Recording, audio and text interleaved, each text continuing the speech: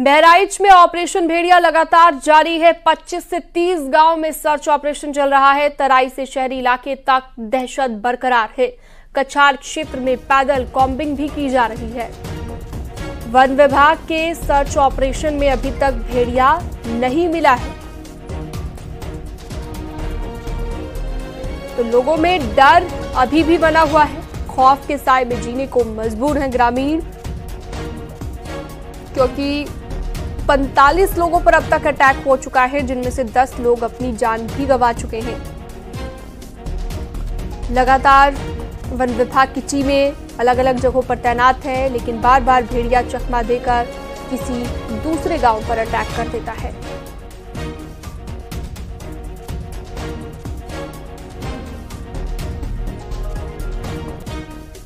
तो पुलिस का पहरा भी है, साथ ही साथ वन विभाग की टीम है, जाल पिंजरा लेकर मौके पर मौजूद है, लेकिन बावजूद इसके अभी तक 10 मौतें हो चुकी हैं। 45 लोगों पर अटैक किया गया है।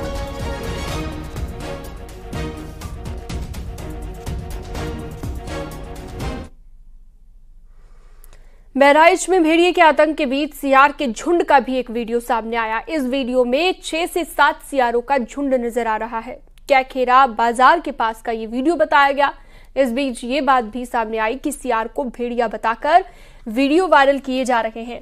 उधर वन विभाग पच देवरी सहित 3 इलाकों में भेड़िए को पकड़ने के लिए सर्च ऑपरेशन चला रहा है। आपको बता दें, बहराइच में अभी तक आदमखोर भेड़िए के हमले में 10 लोगों की जान गई है, 50 से ज्यादा लोग घायल हुए हैं।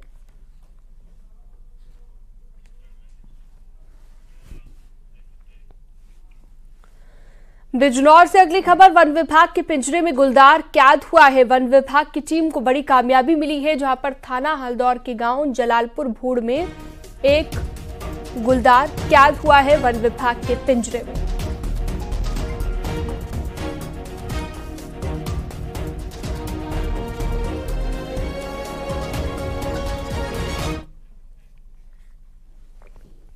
इटावा में आगरा लखनऊ एक्सप्रेसवे पर भीषण सड़क हादसा हुआ। हादसे में दिल्ली से लखनऊ जा रहे 4 भाई सड़क हादसे का शिकार हुए।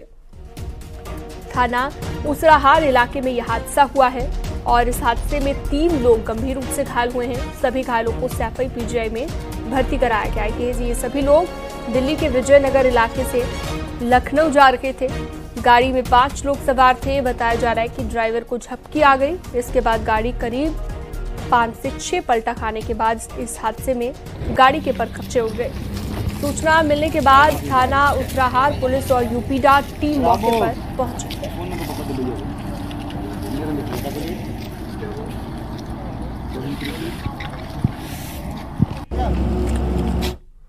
कल हाथरस में हुए सड़क हादसे में मौत का आंकड़ा बढ़ गया है। आगरा अलीगढ़ हाईवे पर शुक्रवार शाम को बड़ा हादसा हुआ। तेज रफ्तार रोडवेज की जनरथ बस और टाटा मैजिक लोडर की आमने सामने भिड़ंत हो गई। हादसे में लोडर में सवार 17 लोगों की मौत हो गई, जिसमें 7 पुरुष, 4 महिलाएं, 4 बच्चे शामिल हैं, जबकि 16 लोग घायल हैं। इनमें से ज्यादातर एक ही परिवार के हैं, कुछ पड़ोसी हैं। 8 घायलों को अलीगढ़ रेफर किया गया। सभी आगरा के खंदौली क्षेत्र के गांव सैमरा के हैं।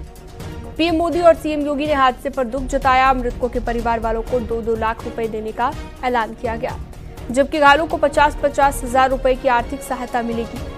पीएम राहत कोष से भी आर्थिक सहायता मिलेगी।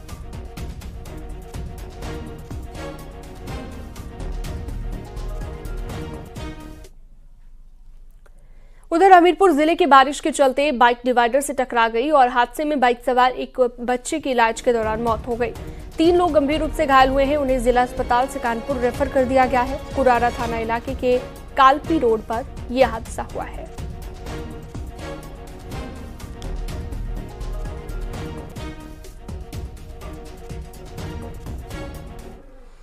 गाजियाबाद में एनकाउंटर में 2 बदमाशों को गोली लगी है और पुलिस ने 3 बदमाशों को गिरफ्तार कर लिया है। थाना विजयनगर पुलिस ने ऑटो में सवारियों के साथ लूट करने वाले गैंग के अपराधियों का एनकाउंटर किया है।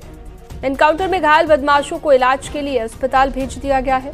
इनके पास से कई मोबाइल, 2 लैपटॉप, 1 टैबलेट, 2 तमंचे, 4 कारतूस और लूट की घटना में इस्तेमाल ऑटो जब्त की गई है।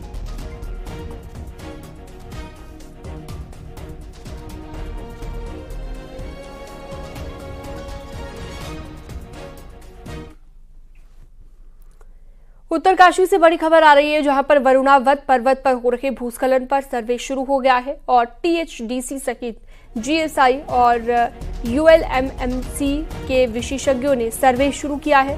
देर शाम को टीम के सदस्यों ने वरुणावत भूस्खलन का जायजा लिया। विशेषज्ञों की टीम आज भी करेगी प्रभावित क्षेत्र का दौरा। भूस्खलन के चलते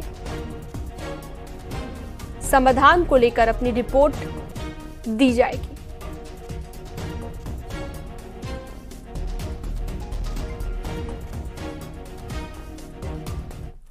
आज अखिलेश यादव झांसी और ललितपुर जिले की बैठक लेंगे। लखनऊ के समाजवादी पार्टी ऑफिस में होने वाली बैठक में पार्टी नेताओं और कार्यकर्ताओं को बुलाया गया है। बैठक में पार्टी की आगामी रणनीति पर चर्चा हो सकती है। साथ ही अखिलेश यादव कई और विषयों पर चर्चा कर सकते हैं, अपनी बात रख सकते हैं।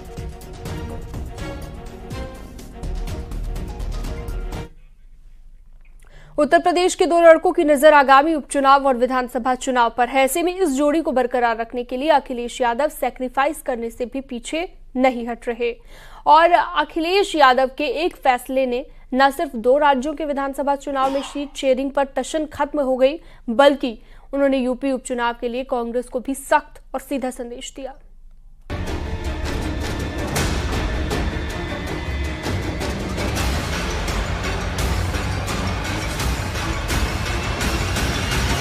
राष्ट्रीय पार्टी का ख्वाब देखने वाले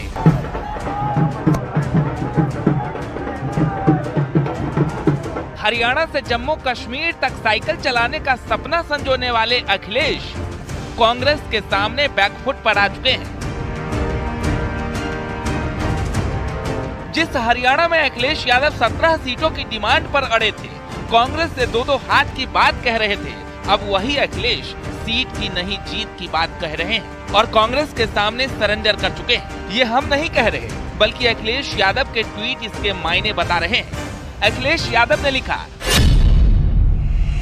हरियाणा चुनाव में इंडिया गठबंधन की एकजुटता नया इतिहास लिखने में सक्षम है और एक बार फिर दोहरा रहे हैं और आगे भी दोहराएंगे, बात सीट की नहीं जीत की है। अखिलेश यादव का ये ट्वीट उस वक्त आया जब यूपी उपचुनाव में कांग्रेस 10 में से 5 सीट तो हरियाणा के विधानसभा चुनाव में समाजवादी पार्टी 17 सीटों की डिमांड कर रही थी।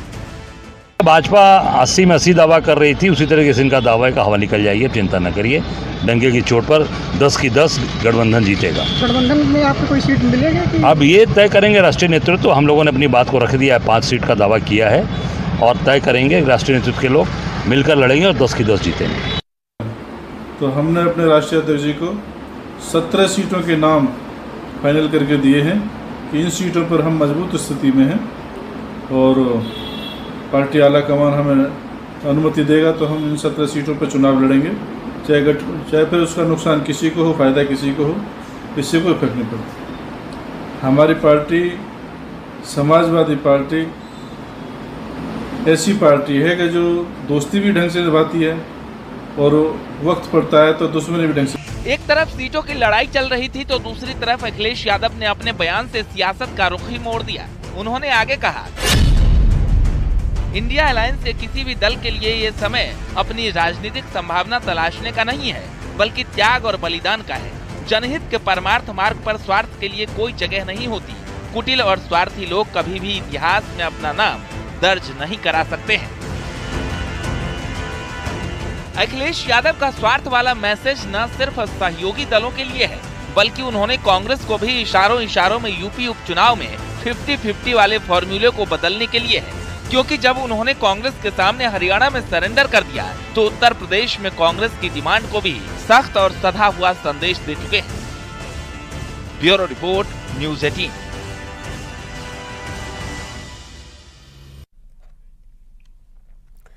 वक्फ बिल के विरोध में अब एक और मुहिम शुरू हो गई है। मस्जिदों के बाहर क्यूआर लगाए गए हैं। क्यूआर को स्कैन कर फीडबैक लिया जा रहा है और वो फीडबैक सीधा जेपीसी के पास जा रहा है। इस क्यूआर को all India Muslim personal law board की तरफ से जारी किया गया। लोग इसको स्कैन कर अपना फीडबैक दे रहे हैं। संभल के हयात नगर मोहल्ले की मस्जिद में इसी क्यूआर के जरिए लोगों ने अपना फीडबैक दिया है।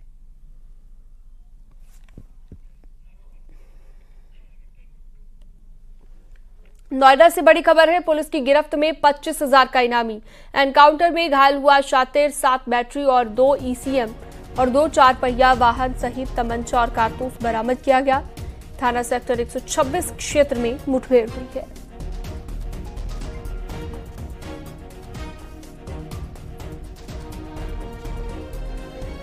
तो पुलिस की गिरफ्त में है 25,000 का इनामी बदमाश।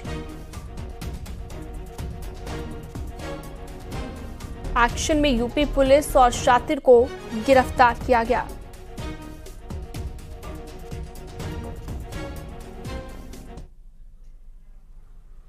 गाजियाबाद के लोनी बॉर्डर थाना इलाके में एक महिला की हत्या कर दी गई। बेहटा नहर रोड पर रेलवे अंडरपास के पास उसका शव मिला है।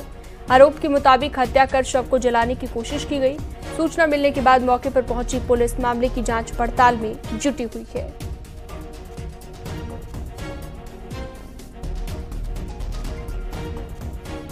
तो मामले की तफ्तीश में जुटी हुई है पुलिस। मामले की जांच लगातार जारी है। लोनी बॉर्डर इलाके में महिला की हत्या हुई है।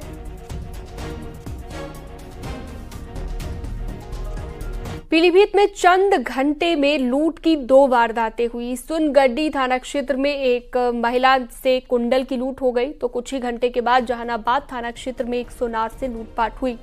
चोरों ने उससे 600 ग्राम चांदी, 60,000 रुपए नकदी और मोटरसाइकिल छीन ली।